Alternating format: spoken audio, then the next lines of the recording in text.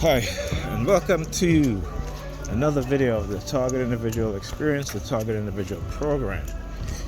So here's, 7 o'clock, even Pam's house. They've been targeting me all day with the sirens and remote monitoring. And, I was reading my child psychology book, and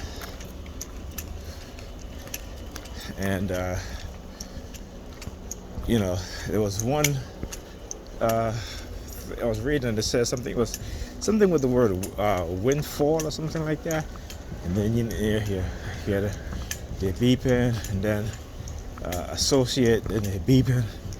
And I'm like, okay, on that word game. Remember, I talk about these things, right? These are things that they've put into your subconscious, okay? And so when they say certain words, it's supposed to mean certain things, right? Like the word associate with ass. Talk about how they're always looking out the window, like they win. So anything with the word wind that sound like wind, they will see that here again. Yeah, they give you guys a taste of what I'm talking about, so you guys can see right there. And of course, HF. What is it? That's the license plate. HFV 632. All right. So strategically placed in these things there. Talk about NLP, right? Particularly the manner they use it against us is dark NLP, right? Like dark psychology, right? Same thing. So anyway, so parent came home, and of course right out the bat she started targeting me. She came. I was in her bedroom because I was taking notes as I was reading my psychology book, assignment book, and why am I always missing the damn bus? And I'm not going to run. I'll just wait for the other one because I can't. So anyway, so she comes in, right? I'm laying in the bed. I'm writing. She's like trying to have a conversation with me, what have you. And then, a few minutes go by, and she gives me the middle finger, but I saw it. She didn't think I didn't see, but I see it with my peripheral vision, I should say. And then she started like staring into her closet. As soon as she did that, police siren, whoop whoop, as they were passing by, whoop whoop. And I'm like, listen, you ain't got to, like I said, she's in the closet, bisexual, whatever. That's her business. But what it is that they figure that they're gonna use that to try to, affect me emotionally, right? It's kind of like if you were, let's say, if you are a pro-black civil rights activist, what they will do, if you have kids, right? Let's say if you're against homosexuals, right? If you're not saying against it, but if you don't agree with it, let's say like Dr. Umar Johnson, okay? And what it is that they'll do if you have kids, I think he has kids, right?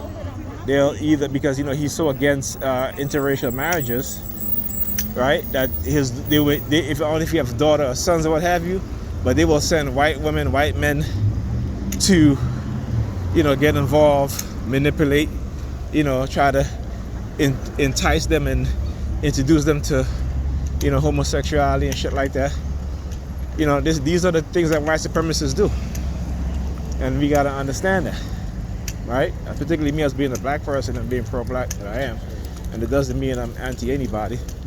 But anytime you are a pro-black person in America, white people and the white supremacists, they'll attack you because you cannot love yourself or your people as they love themselves and their people. You as a black person, you cannot love yourself as much as they love themselves and their people, okay? And this is what white supremacy attacks black people who are unapologetically who they are as black people, educated, okay, and not just educated within the system of white supremacy, but educated in terms of knowing who they are, having knowledge of self, and knowledge of black history, particularly African history. And And because again, you don't fall in line. Like they tried to entice me last night. They tried to entice me with 2 white girls. I'm like, so okay. And then they had the white guy walking behind them. He's looking at me and he's looking over at them, right? So, I'm just like, yeah, okay, she got a fat ass. I don't care. And like I said, it's not that I'm anti-white. It's just that I know what's going on within the black community, how our family, our relationship are being torn apart, and I ain't trying to, be one of those individuals who turn their back on particularly black women, regardless of because they may have them or turn their back on me, what have you. You know what I'm saying? That's okay. Because like I said, because I know the truth. They don't. They're hypnotized by the facade, by the glitz and the glamour, using sex as a weapon against us, using sex to entice, promoting, you look at rap music, promoting, these threesomes and foursomes and lesbians and all that stuff. There's no other culture that promotes it the way that as black people do. There's no other group, all right, that promotes it like we as black people do. So, and it is part of how they condition us. And so, like I said, I have nothing against homosexuality. In nature has shown that, there's over 500 and something species of mammals who exhibit homosexual behavior within the animal kingdom. So it's part of nature. But I also understand that there are a lot of us who become that way because of trauma, whether it be physical trauma, whether it be sexual trauma. Okay, and the fact that because of that happening when we're young and we don't get the proper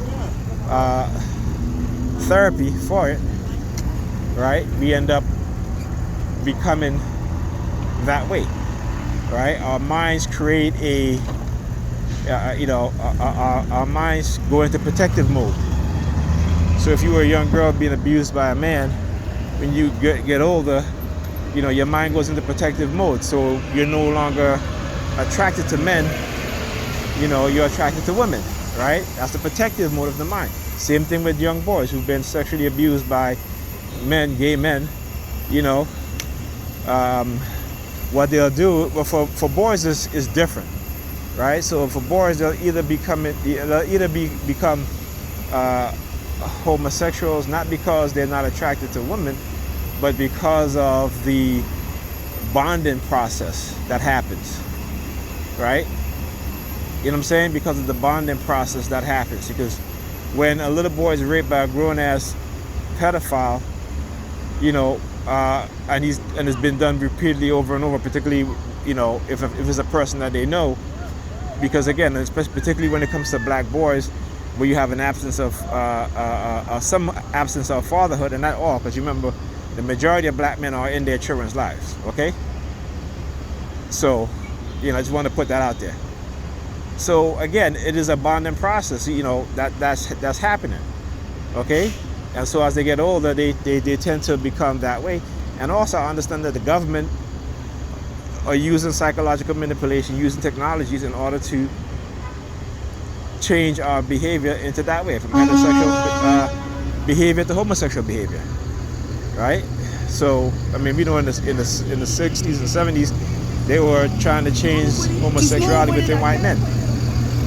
On the flip side, they were trying to create homosexuality within the minds of black men and women, okay, to make them become homosexual, right? So again, this is all history, okay. Nothing I'm saying is my opinion, is facts, okay.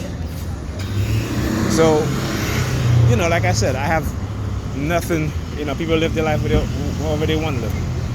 What I do find interesting is that that our older women, particularly black women in their 40s, 50s, are being enticed by this sort of behavior because, again, of the childlike mentality that have been created within the minds of black women. Okay? And black women behave like children. Okay, seriously, they do. Just as you have some black men in their 40s and 50s and they walk around with their pants below their ass, they they're hanging out in the club every weekend as if it's, as if they're in their 20s. You know what I'm saying? Still trying to pick up these little young women, right? You know what I'm saying? So it's a level of immaturity. And again, the music playing, I'm not playing it. This is a car that's playing it. So if YouTube try to slap copyright infringement on me, I am not playing this music, okay? This is the music being played in a car as I'm standing that decided he's going to stop right in front of me. Well, he has to anyway because of the way. Well, see, this car could have moved up. Anyway, so yeah. Then what Pam was doing also, after she did that, she came back in the room. As I exited out, she came and stood up in front of her bedroom and she took out change in her pocket, do some hand signals and started counting the change in front of me. I'm just like, oh, okay, all right, this is what you're gonna do? So I definitely know that she is not for me. She's never been for me. And it goes to show you how money can be used to get our women to throw us black men under the bus. So yeah. Oh, it's funny. See look at it. Let me tell you what just happened here. So the woman came, she exited the bus and she put change in the machine. All right, so as I was saying, you see the woman getting off of the bus, right? I mean the bus stop. She wasn't getting on. She was getting off, and she put the change in the bus in the machine, right? Like I said, and I was just talking about how when I came out of Pam's room, how she went in there and she stayed in the, in between the door, took change out of her pocket, looked at it and started counting it, right? I was just talking about that, right? So I want you guys to see, that was a perfect example of how they use her, right? Sending me a subliminal message, okay? And it's the second bus that's not in service, right? The second bus, right? And so look at the driver. The gray car, right? Using the gray car. He's there putting his hand behind his head in the vehicle. It's cab too. License plate T66 2366C, taxi limousine commission, right? And see, there's a reason why they'll do this. Sometimes they'll use taxis, right? Because again, what they put into my subconscious, because like I said, they brainwashed me. That's basically what they did, brainwash me. So the reason why he's parked there again is because what they put into my subconscious, which again, I've changed a lot of that stuff just by understanding what it is that they did to me, right? So when I see the letter T, I say to myself, I'm a damn terrific person, right? When I see the letter C, I said I'm a very courageous person, which I am, exposing their asses, okay? So yeah, that shit don't work, right? And the color gray, that's a neutral color, right? So I understand that gray is a neutral color, but they're not neutral. They act as if that's what the subliminal message they try to send you as a TI, to say that they're neutral. They're not neutral. They're the architect behind us. Those who created the program, who developed the technology. Those within the Department of Defense, the CIA, the NSA. Look, he finally leaves. Yeah. Yeah. Got your ass. So anyway. All right. So anyway, I was on the bus. This guy comes sit next to me, and he was doing these things. I knew what he was doing. Again, they love to do things to build a false sense of confidence within the TI. So if you don't understand that, if you get confidence because of what they're doing, then what you're doing is just falling into their trap, right? Like they try to use money to tell you to not talk about your targeting, right? Or to use money to tell you that if because of what they've done to you, any pain, any injury you suffer, not to tell anybody, So that way they can get away with it, right? By you not exposing what it is that they're doing. So you have to understand that. You know, I keep saying these people are psychopathic. They are the Machiavellian personality types, the dark triad types personality. That's who they are. And trust me, a lot of these white supremacists on the police force and in law enforcement, they have those personalities, right? Because they use their gun and the badge as an excuse to become serial killers, to become the murderers of black people, and think that they can get away with it. This is why even when cameras rolling, they don't care. This is why they can kneel on a black man's neck and put their hands in their pocket as if this man's life means nothing to them, because it doesn't. All right?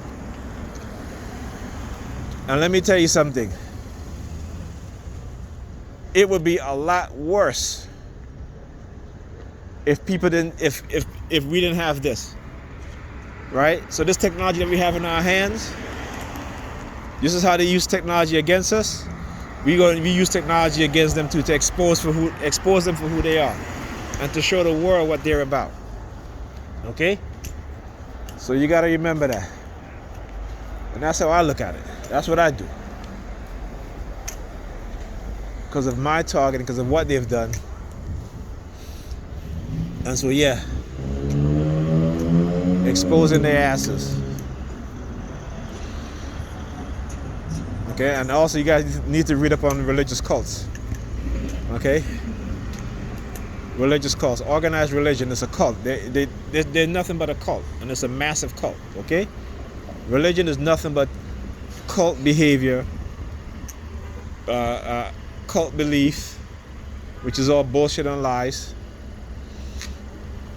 And you got to understand that. And they understand how religious indoctrination is a powerful psychological tool. All you got to do is study the history, and you'll see. But that's something that we don't want to do, because religious makes us want to accept things written in the book, things that these people at the pulpit say. You know, when they tell you to, be humble, but they themselves are not being humble, or they'll get on in the pulpit and brag about their $5,000 shoes, about the Bentley they just bought their wives, or what have you, or their mansion that they're living in, and you can't tell them nothing, because they'll curse you out, they'll degrade you. They're supposed to be the so-called man of God, because they're behaving like their God. Their God is exactly how they behave. All right, another not in service. See, this is the third bus. This is retaliation. Right? That's what this is. This is retaliation for exposing the shit that they do. That's what this is. Which is fine. I've been through it, many times. So it doesn't surprise me. All I do is just show it, expose it. So, I've waited there are times when I've waited 2 hours for a bus to come. All right? So they ain't doing nothing new. Okay? All right? Listen, they're not doing nothing new. Okay? And I'm used to it. Right? I'm used to it. So, like I said, I'm not frustrated or anything like that. I'm used to it. I just expose it. So there you go.